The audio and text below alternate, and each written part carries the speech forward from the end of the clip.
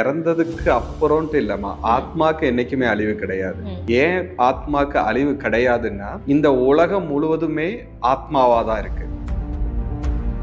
இந்த உலகம் வேண்டாம், இந்த உலகத்துல இருக்கக்கூடிய எல்லாமே மாயை அப்படின்னு நம்ம ஆத்மா புரிந்து கொள்ளுதோ, அப்போ அது பரமாத்மா நிலையை அடைஞ்சிடும். அப்போ இந்த 7 ஜென்மம் சொல்லக்கூடியது வார்த்தைகளாக கிராமங்கள்ல பேசக்கூடிய ஒரு சொல்லா இருக்கே தவிர, வீட்டுல ஒரு நபர் இறந்து போயிட்டாங்க, அந்த நபரை நீங்க கொன்றாதானே நீங்க பயப்படணும். யாருக்குள்ளே உயர்வு தாழ்வுங்கிறது ஆத்மால இருக்காது. இப்ப எனக்குள்ள இருக்க ஆத்மா உயர்ந்தது, உங்களுடைய ஆத்மா தாழ்ந்தது, இல்லைன்னா நமக்கு முன்னாடி இருக்க ஒரு பசுவோடைய உடம்புல இருக்கக்கூடிய ஆத்மா தாழ்ந்தது, ஏன் இது உயர்ந்தது அப்படிங்கறதெல்லாம் கிடையாது. ஆத்மால உயர்வு தாழ்வுங்கிறது கிடையவே கிடையாது.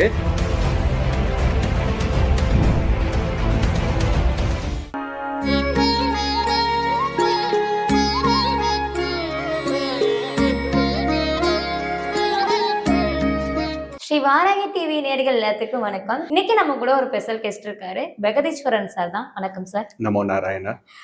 ஸோ உங்களை பத்தி நிறைய விஷயங்கள் நான் கேள்விப்பட்டிருக்கேன். ஸோ நீங்க என்ன பண்ணிட்டு இருக்கீங்க சார்? அதாவதுமா, என்னோட பேரு பிரகதீஸ்வர். நான் ஸ்ரீ குருஜி ஆசிரமம் சொல்லிட்டு விழுப்புரத்துல இருந்து 30வது கிலோமீட்டர்ல ஆசிரமம் இருக்கு. 1985 என்னோட குருநாதர் உருவாக்கிய ஆசிரமம். அந்த ஆசிரமத்துல இருக்கம்மா.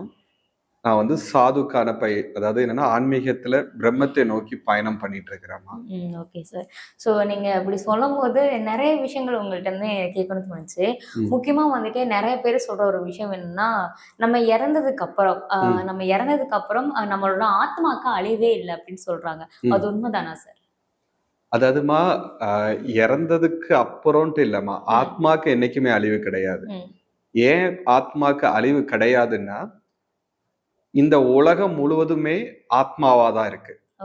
நம்ம கண்களுக்கு தெரியக்கூடிய மலைகள், இல்லைன்னா கண்களுக்கு தெரியக்கூடிய கடல்கள், இதற்கு மூலமாக இருக்கிறதும் ஆத்மா தான். இந்த ஆத்மா இல்லைன்னா இந்த உலகத்துல எந்த பொருளும் இயங்காது. நீங்க நீங்க வளர்க்கக்கூடிய ஆடா இருந்தாலும் சரி, மாடா இருந்தாலும் சரி, யானையா இருந்தாலும் சரி, எல்லா பொருளுக்குள்ளும் மூலமாக இருக்கிறது ஆத்மா தான். சோ ஆத்மா அழிஞ்சிடுச்சுன்னா இந்த உலகமும் இல்லை, நீங்களும் நானும் இல்லை. அப்போ நீங்களும் நானும் இல்லாத இடத்துலயும் ஆத்மா தான் இருக்கும். அப்போ ஆத்மாங்கிறது அழிவு இல்லாதது. அது தொடர்ந்து பயணம் பண்ணிக்கிட்டே இருக்கும். அதற்கு முடிவுங்கிறது அதுக்கு கிடையவே கிடையாதும்மா. சோ நீங்க சொன்னது மாதிரி எனக்கு என்னன்னா, ஆத்மாக்கு நீங்க அழிவே இல்ல அப்படிங்கிற ஒரு விஷயம் சொல்றீங்க. நான் நிறைய பேர் சொல்லி கேள்விப்பட்ட ஒரு விஷயம், நிறைய பேர் சொல்ற விஷயங்கள்னா, நம்மளுக்கு 7 ஜென்மங்கள் மட்டும்தான் இருக்கு, அதுக்கு மேல நம்ம பிறக்க மாட்டோம், நம்ம ஆத்மாவுக்கு அழிவு கிடைச்சிடும் அப்படின்னு ஒரு விஷயங்கள் சொல்றாங்க.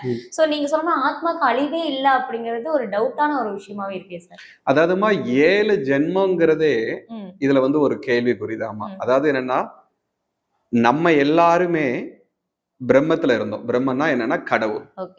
சோ கடவுள் கூட நம்ம எல்லாருமே இருந்தோம்.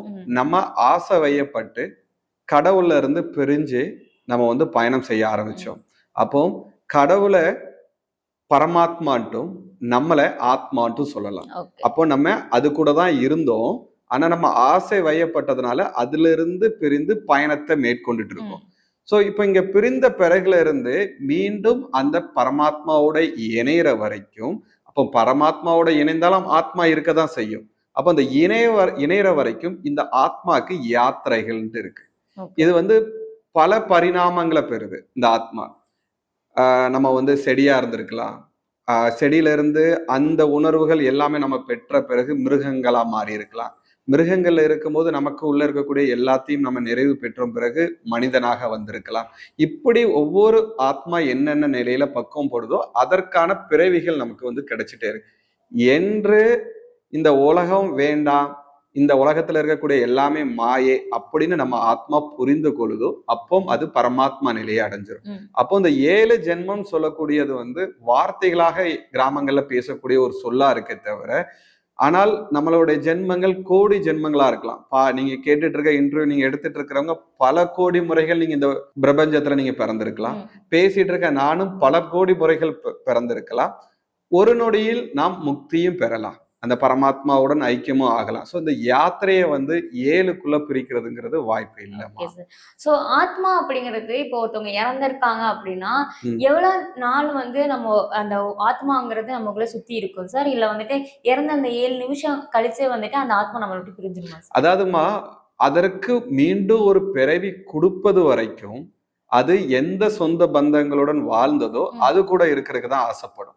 இப்போ ஒரு ஒரு ஒரு மனிதர் தவறிட்டாரு. அவருடைய மனைவி இருக்கிறாங்க, அவருடைய குழந்தைகள் இருக்காங்க, அவங்க அம்மா இருக்கிறாங்க, எல்லாருமே இருக்கிறாங்க. அப்படி இருக்கும்போது அவருக்கு இந்த உடம்புல இருந்து பழகி அவருக்குன்னு ஒரு சொந்தங்கள், ஒரு பிம்பங்கள் இருக்கு. ஸோ இந்த பிம்பங்கள் உடையணும்னா அது இன்னொரு கருவுல போயிட்டு அந்த ஆத்மா உட்கார்ந்து பிறப்பை பெறும் வரைக்கும் கண்டிப்பாக அந்த நினைவுகளுடன் அந்த ஆத்மா அந்த குடும்பம் சார்ந்து பயணத்துல தான் இருக்குமே தவிர அது வந்து மீண்டும் பிறக்காத வரைக்கும் அதற்குடைய பயணம் இப்படிதாம்மா இருக்கும். Okay sir. ஆனா வந்துட்டு நான் சில விஷயங்கள் வந்து நான் கேள்விப்பட்டிருக்கேன் சார். 48 நாட்கள் வந்து அந்த ஆத்மா வந்து அந்த குடும்பத்தை வந்து சுத்திட்டே இருக்கும் அப்படின்னு சொல்லி ஒரு விஷயத்த நான் கேள்விப்பட்டேன். சோ அந்த ஆத்மா நல்ல ஆத்மாவா இருந்துச்சுன்னா நம்ம குடும்பத்துல இருக்கவங்களுக்கு நல்லது பண்ணும். இதே கெட்ட ஆத்மா ஒரு கோவத்துல இறந்திருக்கு, ஒரு சூசைட் பண்ணி இறக்கும் போது நம்மளுக்கு கெடுதல் தான் பண்ணும் அப்படின்னு சொல்லி நிறைய பேர் சொல்லி கேள்விப்பட்டிருக்கேன். அப்ப உண்மையாவே ஒரு ஆத்மா அப்படிங்கிறது நல்லது கெட்டதெல்லாம் பார்த்துதான் நம்ம கூட வருமா சார்? அதாவதுமா, இறந்த பிறகு ஆத்மா உலகம், அதாவது பித்ரு உலகம்னு சொல்லுவாங்க. அந்த பித்ரு உலகத்துல ஆத்மா சஞ்சாரம் செய்வதற்கான சில காலகட்டம் இருக்கு. அப்போ ஒரு மண்டலம் சொல்றாங்க. ஒரு மண்டலம்னா 48 நாளும் வைத்துக் கொள்ளலாம், 46 நாளும் வைத்துக் கொள்ளலாம், 52 நாளும் வைத்துக் கொள்ளலாம். ஆனா இந்த கால கணக்கு அந்த பித்ரு உலகத்துக்கான காலக்கணக்கு. இந்த கால கணக்கு வரைக்கும் ஒரு ஆத்மா இறந்த பிறகு குடும்பத்தை சுத்தி வந்துட்ட பிறகு அதோடைய கர்ம வினைகளை முடிவு செய்வது வந்து 48 நாளுக்கு பிறகுதான் முடிவு செய்யப்படும். அப்போ அந்த 48 நாள்களுக்கு வரைக்கும் அது குடும்பத்தோட இருக்கும். மீண்டும் அது கர்ம வினைகளை முடிவு செய்யப்பட்ட பிறகு மீண்டும் அது குடும்பத்தோடும் வந்துட்டு இருக்கலாம், பித்ரு உலகத்திலையும் சஞ்சாரம் செய்யலாம். அப்போ இந்த 48 நாளை தவிர்த்து மீண்டும் இங்க வந்து பயணம் பண்ணுவதற்கான வாய்ப்புகள் அந்த ஆத்மாக்கு இருக்கு. சரி, இப்ப ஏன் அது வந்து கெட்ட ஆத்மாவா நல்ல ஆத்மாவா, என் குடும்பத்துல இருந்தா என்ன வந்து பழி தீர்த்துறாதான்ட்டேன்னா, நீங்க அந்த ஆத்மாக்கு துன்பம் கொடுத்திருந்தா உங்களுக்கு கண்டிப்பாக அந்த பயம் வருவது இயற்கை. நான் அந்த ஆத்மா இறந்ததுக்கு காரணம் நான் இல்லை அப்படிங்கும்போது ஏன் பயப்படணும்? இப்போ வீட்டுல ஒரு ஒரு ஒரு ஒரு ஒரு நபர் இறந்து போயிட்டாங்க. அந்த நபரை நீங்க கொன்றாதானே நீங்க பயப்படணும்? கொல்லல. அப்ப எதுக்கு நீங்க பயப்படணும்? அப்போ சரீரத்தை விட்ட பிறகு இப்ப மனுஷன் இப்ப நம்ம இன்டர்வியூ கொடுத்துட்டு இருக்கிறோம். கொடுக்கும்போது இதை கேமரா எடுத்துட்டு இருக்காரு. இதே மாதிரிதான் ஒவ்வொரு மனிதர்களுக்குள்ளயும் நிறைய மனிதர்கள் நம்மளை சுத்தி இருப்பது போல ஆத்மாவும் நம்ம சுத்தி இருக்கும். ஆனா அது அதோட குணத்தை பொறுத்து முடிவு செய்யப்படுது. ஆனா அதற்கும் நமக்கு உள்ள தொடர்பை பொறுத்துதான் முடிவு செய்யப்படுது தவிர நீங்க வந்து இறந்து போனவங்க நல்லவங்களா கெட்டவங்களான்னு முடிவு பண்றதுக்கு நீங்க கடவுள் கிடையாது இல்லாமா. சார் நீங்க சொல்ற பார்த்தா வந்துட்டு நம்மளுக்கோட பயங்கள் தான் வந்துட்டு வெளிப்படுது அப்படின்னு சொல்றீங்க. ஆனா சில பேருக்கு இந்த பேய் பிடிக்கிறது, இப்ப வேற ஒருத்தவங்க ஃபேமிலில வந்து இறந்திருப்பாங்க, அதை வந்து அவங்க பக்கத்துலயோ இல்ல வந்து அந்த போற வழியிலயோ யாரோ இறந்திருக்காங்க, சின்ன வயசா இருக்காங்க அப்படின்னா வேற ஒரு உடம்புக்குள்ள வந்து அந்த ஆத்மா போயிடுச்சு அப்படின்னு சொல்றாங்க.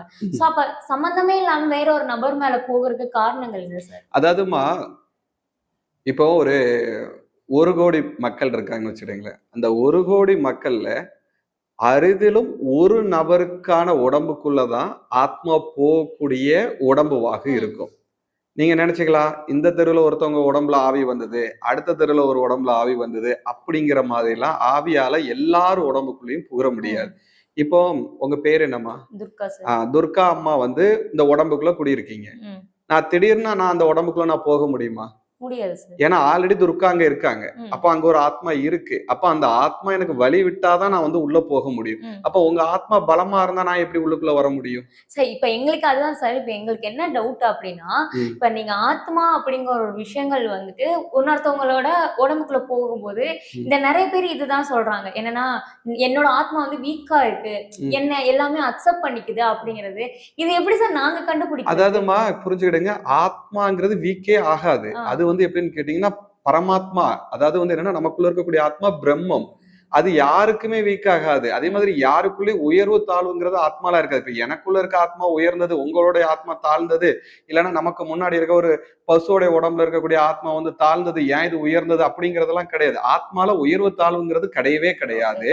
ஆனா நம்மளுடைய மனதுல இருக்கக்கூடிய பிம்பங்கள்ல உயர்வு தாழ்வு நம்மளால உருவாக்க முடியும். இப்ப இந்த மாதிரி மனிதர்கள் எனக்கு நான் வந்து என் ஆத்மா வீக்கா இருக்கு, அதனால அவங்க ஆத்மா வீக்கா இல்ல, அவங்க புத்தி வீக்கா இருக்கு, அவங்க மனம் வீக்கா இருக்கு. அதனால அவர்களுக்குள்ள வருவதற்கான வாய்ப்புகள் இருப்பதாக அவர்களே கற்பனை பண்ணி, ஏன்னா வராமலே இருக்கலாம், இவர்களே கற்பனை பண்ணி. இப்போ நீங்க சொன்னீங்க நடந்து போகும்போது சில நேரங்களில் யாராவது இறந்த வீட்டை பார்க்கும்போது அங்க வந்து ஆவி வந்த மாதிரி அவர்கள் நடந்து கொள்வாங்க அப்படின்னு. சில நேரங்களில் நம்மளுடைய பிம்பங்கள் ஒரு மனிதர்களை பார்த்து கண்ணு முன்னாடி வாழ்ந்த ஒருத்தவங்க இறந்த பிறகு அவர்களுடைய சிந்தனை நமக்கு அதிகமாக வர வாய்ப்பு இருக்கு.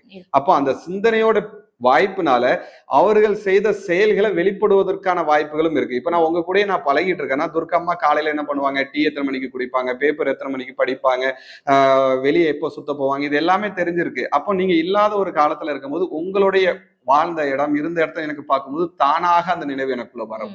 அப்போ என்னுடைய மனம் பலகீனமாக இருக்கும்போது நான் அதுவா துர்க்காகவா நினைத்து பேசுவதற்கான வாய்ப்புகள் இருக்கு. பெருவாரியான பேர் இப்படிதான் இருக்காங்கம்மா. 99.9 பங்கு இப்படிதான் இருக்கும். ஒரு பங்கு மட்டும் அவர்களுடைய உடல் அமைப்பு மன அமைப்பு காரணமாக இன்னொரு ஆத்மா உள்ள வந்து இருப்பதற்கான வாய்ப்புகள் அமையும். சோ எங்களுக்கு வந்து நிறைய டவுட்டுகள் இதுல இருந்துச்சு. சோ அதெல்லாம் எல்லாமே எங்களுக்கு கிளியர் ஆன மாதிரி ஒரு ஃபீல் ஆயிருக்கு சார். ரொம்ப நன்றி சார். கண்டிப்பாமா. இன்னும் நிறைய கேள்விகள் இந்த பதிவுகளை பார்த்து வரும்போது நம்ம அடுத்த பதிவுகள்ல அவரோட கேள்விகளுக்கு பதில் கொடுப்போம். நம்ம ரொம்ப சந்திப்போம். அற்புதமான கேள்விகளை கொடுத்தீங்க. ரொம்ப ரொம்ப நன்றி. ரொம்ப நன்றி. நமோ நாராயணன்.